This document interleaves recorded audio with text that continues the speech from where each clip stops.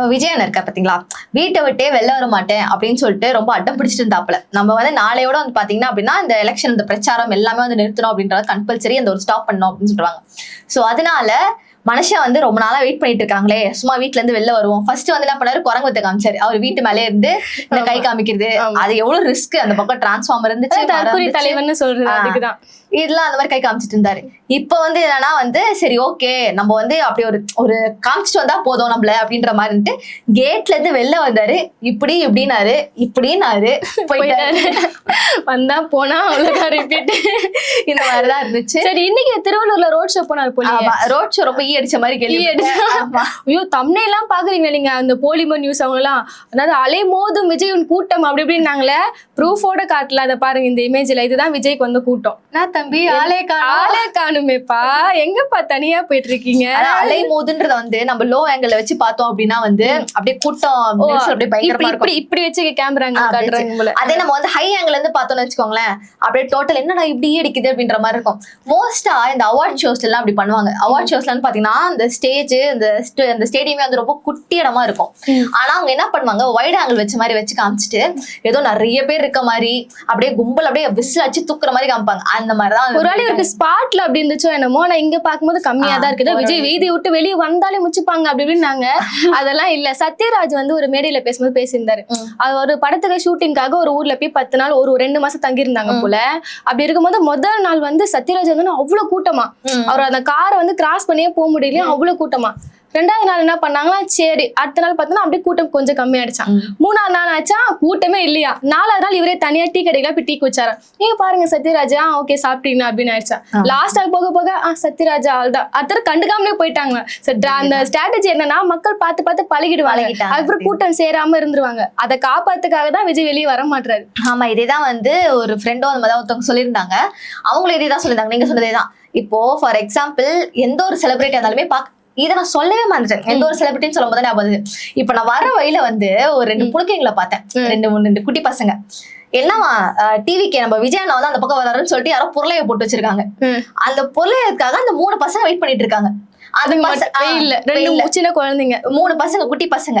அந்த பையன் வந்து இவங்க பிராங்க் பண்றானாமா, விஜயண்ணா வராரு அப்படின்னு சொல்லிட்டு நிக்க வச்சிருக்காங்க. என்னடா அப்படின்னு கேட்டா, ஏதாவது ஐயோ அஜித்தே அப்படின்ற ஒரு ஃபன் வரும் பாத்தீங்கன்னா, ஒரு கடவுளே கடவுளே அந்த மாதிரி கத்துறானுங்க. கேட்டேன் என்ன எந்த ஸ்டாண்டர்ட் படிக்க 4வது. அதனாலதாங்க அது டிவிக்கு பாத்தீங்களா, இளைஞர் சமுதாயம் வளர்ந்து கொண்ட சமுதாயம் எல்லாமே வந்து டிவிக்குல தான் இருக்கு. உண்மையாலே மனசே ஆடலைங்க எனக்கு. உண்மையாலே 4வது படிக்கிற ஒரு பையன் கேக்குறேன், டேய் ஓட்டு போட முடியுமாடா உன்னால அப்படின்னு கேக்குறேன். அதெல்லாம் எதுக்கு, அண்ணன் பார்த்தா மட்டும் போதும் அப்படின்றான். அத்தனோட்டு பையன் அண்ணன் பார்த்தா மட்டும் போதுன்னா என்ன இது? சரி இந்த சின்ன பசங்க விடுங்க, இவங்க குழந்தைங்க அப்படிதான் இருப்பாங்க. ஒரு கல்யாண ஜோடிக்கு வந்து விஜய் ஆசீர்வாதம் பண்ணி வச்சாரு. நீங்க சொன்ன மாதிரி இது என்ன கதை என்ன டீம் என்ன மேட்ச்னே புரியல மாதிரி என்னமோ எனக்கு என்னமோ தோணுது. அதாவது ஒரு தம்பதிகள் இருக்கிறாங்க, கல்யாணம் ஆயிடுச்சு, எவ்வளவு வேலைகளுக்கும் எவ்வளவு போட்டோ ஷூட், எப்படா வீட்டுக்கு போவன்ற மாதிரிதான் இருப்பாங்க. இவங்க எப்படி கல்யாணம் முடிச்சுட்டு ஒரேடியா விஜய் பார்க்க வராங்க. அதுவும் போனா நம்ம உயிருக்கு உத்தரவாதம் இல்லைன்னு தெரிஞ்சோம். இவங்க பாக்க எப்படிங்க இருக்கு, ஸ்கிரிப்ட் மாதிரி இருக்குங்க. விஜய் வந்து என்னதான் பண்ணாலும் நெருங்கவே முடியாது, விலக்கி விட்டுருவாங்க பவுன்சர்ஸ். இவங்க 2 பேருக்கு மட்டும் அப்படியே வழி போகுது ரூட்டு. இப்போ வண்டி மேலே ஏத்துறாரு, ஆசீர்வாதம் வாங்குறாங்க. இதுக்கு வந்து சில விஷயங்கள் வேற மாதிரிலாம் போயிட்டு இருந்துச்சு. என்ன மாதிரி யார்கிட்ட ஆசீர்வாதம் வாங்குறீங்க அப்படின்ற மாதிரி சில விஷயங்கள் பேசுவாங்க. ரொம்ப சொல்ல சோசியல் மீடியால அந்த மாதிரி நம்ம வந்து எதுவுமே வந்து நம்ம சொல்றோம் அப்படின்ற ஒரு பேச்சு இல்லவே இல்லை.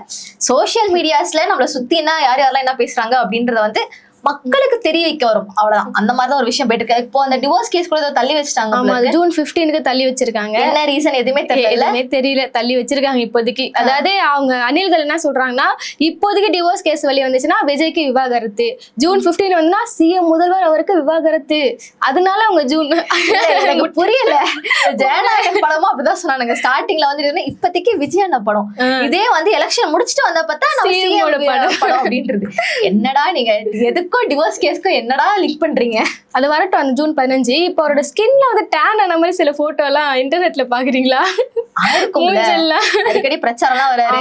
அது வந்து விஜய் கலாச்சிட்டாங்க ரொம்ப. விஜய் வந்து சன்ஸ்கிரீன் யூஸ் பண்ணுங்க அப்படின்லாம் சொல்லி இன்னைக்கு என்ன பண்றாங்க, தொண்டர்கள்லாம் பண்ண ஒரு கட்சி கொடி போட்டு ஒரு அம்பர்ல எடுத்துன்னு தராங்க. தலைவரே வெயில்ல நிக்காதீங்க தலைவரே, உங்க மூச்சு கருத்துலன்னு தலைவரே, அப்ப எங்களுக்கு ஆள் அடையாளமே தெரியாதுன்ற மாதிரி ஒரு காமனான கேள்வி.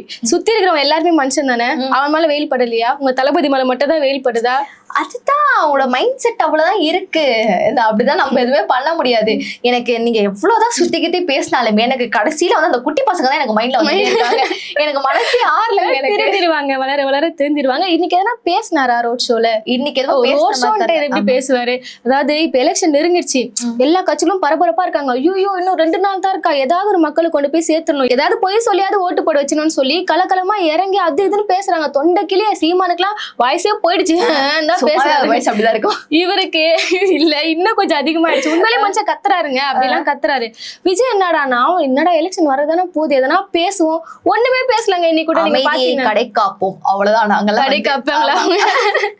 ஆமா, இது என்ன கதை? ஏதோ முஸ்லீம் கட்டியும் வந்து பண்ணிருக்காங்களாம், கிறிஸ்டியானிட்டில முட்டிக்கால் போட்டுலாம் நடந்தாராம், கோயிலுக்கும் போலாம். என்ன கதை? இன்னைக்கு எப்படி அமைதியா ரோட் ஷோ முடிச்சுட்டு பேசாம போனாரோ, நேத்தும் அதே மாதிரிதான் போனாரு.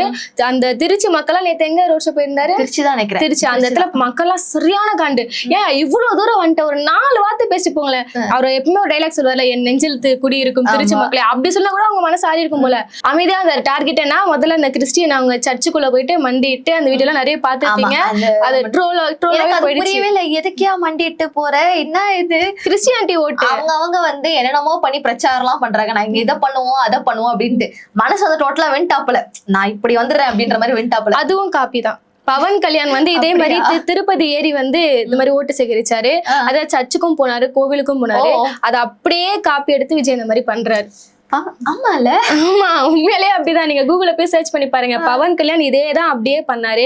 நீங்க காமனா விஷயம் யோசிச்சு பாருங்களேன், விஜய் வந்து சினிமாக்கு வரதுக்கு முன்னாடி வரைக்குமே எப்பயாவது இந்த மாதிரி சர்ச்சில் போயிட்டு மண்டிட்டு போறது எங்கன்னா பாத்திருக்கீங்களா? இல்ல ரம்ஜான் பெருசா தெரிஞ்சிருக்காது. இப்ப வந்து மனுஷன் எலெக்ஷனுக்கு வந்துட்டாப்புல, அரசியலுக்கு வந்துட்டாப்புல, அப்போ இது அரசியலுக்காக பண்ற நீங்க ஒத்துக்கணும்ல. அப்படியும் சொல்லிக்கலாம். இவர் என்ன நினைச்சிட்டாருன்னா, இப்படி கோவில் குளம் சர்ச்சுக்கு எல்லாம் போயிட்டோம்னா மக்கள் நம்பி ஓட்டு போட்டுருவாங்க. அதுதான் அவரோட பெரிய ஸ்ட்ராட்டஜியாவே இருக்கு.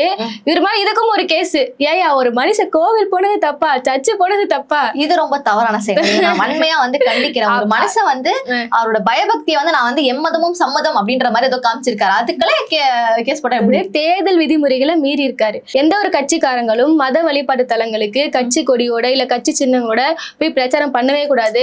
அதனால பாத்தீங்கன்னா துண்டு போட்டுன்னு சில விதைகள்லாம் காமிச்சிருந்தாரு. அதனால சிபிஎம்ல இருந்து மேல ஒரு கேஸ் போட்டிருக்காங்க, இந்த மாதிரி தேர்தல் விதிமுறைகளை மீறி விட்டார் அப்படின்னு. இவர் மட்டும் இல்ல, அதை வச்சு நான் வந்து குழந்தைங்களை வச்சு பிரச்சாரம் பண்ணக்கூடாதுன்னு 2 வாட்டி சொல்லியாச்சு.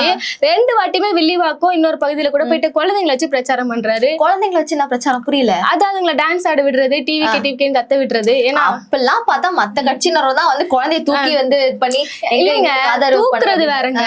குழந்தைங்களை வச்சு டிவிக்கு ஓட்டு போடுங்கன்னு கத்த வைக்கிறாங்களே, டான்ஸ் ஆட வைக்கிறாங்களே, குழந்தைகளை பயன்படுத்துவதுன்னு ஒரு விஷயம் இருக்குல்ல, அந்த விஷயத்தை தொடர்ந்து ரசிகர்களை வந்து பயன்படுத்துறாங்களே, அது மாதிரி அவங்களுக்கு தெரிஞ்சிச்சு பிரச்சாரத்துக்கு யாரும் வரமாட்டாங்க, அதனால குழந்தைங்க தான் வருவாங்க, அதனால அதுங்க வச்சு ஓட்டு கேட்கறது. இப்ப ரீசெண்டா நியூஸ் பார்த்தேன், கோயம்புத்தூர்ல நம்ம ரோபோட்டை வச்சு பிரச்சாரம். இந்த ஒரு விஷயத்துல நான் வந்து டிவிக்கு வந்து ரொம்ப பாராட்டுவேன். நீங்க வேணா பாருங்க, எந்த கட்சி டிஎம்கேவா இருக்கட்டும் இல்ல வந்து எல்லாம் வேணா இருக்கட்டும், டெக்னாலஜி இளைஞர்கள் வந்து டெக்னாலஜி எப்படி எல்லாம் யூஸ் பண்ணமோ அந்த மாதிரி எல்லாம் யூஸ் பண்றாங்க. ஐயோ அப்படி எல்லாம் கிடையாது. அது எப்படி இந்த மனுஷன் கூப்பிட்டா பிரச்சாரத்துக்கு வரமாட்டான், இவனை கூட நிக்க வைக்கிறது நான் ஒரு 4 ரோபோட்டே வச்சு நான் பிரச்சாரத்தை ஓகேங்க. பட் ரோபோட் யாராவது மாதிரிலாம் பண்ணிருக்காங்களா? அதுக்கு முன்னாடி இந்த ஹாலோகிராம்லாம் எனக்குலாம் வந்து நான் இந்த இங்கிலீஷ் படத்துல தான் பாத்திருக்கேன். ஹாலோகிராம்ல வந்து கேப்டன் அமெரிக்கா சம்திங் ஏதோ பேசுவாங்க, அதுல மாதிரி தான் நான் பாத்திருக்கேன். நம்ம தமிழ் பிலிம்ஸ்ல கூட பெருசா அந்த மாதிரிலாம் பார்த்தது இல்ல. அப்படி இருக்கும்போது இந்த மாதிரிலாம் ஒரு சில ட்ரையல் பண்றது ஒரு நல்ல விஷயம் தான். எனக்கு நிறைய விஷயங்கள் டூ போறாருன்னு போயிட்டு இருக்கு, பல வீடியோக்குள்ள பேசிட்டோம். ஃபைனலா வந்து ஏன் ரிப்போர்ட்டர் விஜய் கிட்ட போய் மைக்க நீட்டினாப்ல, என்ன கேட்டாரு தெரியல, இங்கிலீஷ்ல கேட்டாரா தமிழ் எதுல கேட்டாரு தெரியல, தலைவர்கிட்ட நீ என்ன இன்னைக்கு என்ன கேக்குறேன்னு எனக்கு புரியலன்னு தம்ஸ்அப் பண்றாரா, நீ என்ன கேப்பன்னு எனக்கு தெரியும் தம்ஸ்அப் பண்றாரா, என்னன்னு கேட்டாருன்னு விழாம தெரிஞ்சுட்டு எதுவா இருந்தாலும் புஷியானந்த் அப்படிதான் பண்ணுவாரு. புஷியானந்த் கிட்ட போய் மைக்க நீட்டி பாருங்களேன், அவ்வளவுதான் போயிடுவாங்க. டி நகர்ல மாட்டினாரு புஷியானந்த். நான் தனியா மாட்டினேன்னு என்ன கேள்வியில நான் கேக்குறீங்க, என்ன விடுங்க, இதோட போயிட்டு இருக்கு. அதுக்கப்புறம் இது ஒண்ணு, இப்போ அந்த அவரோட அசெட் சொத்து, அசையும் சொத்து, அசையா சொத்து அப்படின்னு சொல்லிட்டு இந்த பெரம்பூர்லயும் திருச்சியில வந்து தப்பா போட்டிருக்கு. ஆமா, திருச்சியில ஒரு டேட்டா, பெரம்பூர்ல ஒரு டேட்டா, மாத்தி 100 கோடி வித்தியாசத்துல அந்த அசையும் சொத்து வந்து மாத்தி கொடுத்திருக்காரு. அதை வந்து விக்னேஷ்ன்ற ஒருத்தர் கேஸும் போட்டிருக்காங்க. கேஸ் போட்டு இது மாதிரி இன்கம் டாக்ஸ் வந்து ரைட் பண்ணணும், இது எப்படி இந்த மாதிரி ஒரு விஷயங்கள் வந்து கிட்டத்தட்ட 100 கோடி ரூபாய், நீங்க சொன்ன மாதிரி 100 கோடி ரூபாய் வித்தியாசம் இருக்கு. இல்ல இவரே அவரோட டேட்டாவை தப்பா போட்டதுக்குமே டிஎம்கே சதின்னு சொல்லுவாங்க. இப்ப டிஎம்கே தான் விஜய் கையை பிடிச்சி இந்த மாதிரி கூட எல்லாம் அழிச்சு போட்டாங்க, அவங்கதான்ப்பா அப்படின்ற மாதிரி சொல்லிடுவாங்க. தொடர்ந்து பாக்கலாம் இதுக்கப்புறம் என்னென்ன காமெடி. ஒரே நாள் இவ்வளவு கண்டென்ட் விஜய் வச்சுட்டு நம்மளும் எதிர்பார்க்கல. பார்க்கல. தொடர்ந்து பார்க்கலாம் என்ன மாதிரி அப்டேட்லாம் வருதுன்னு.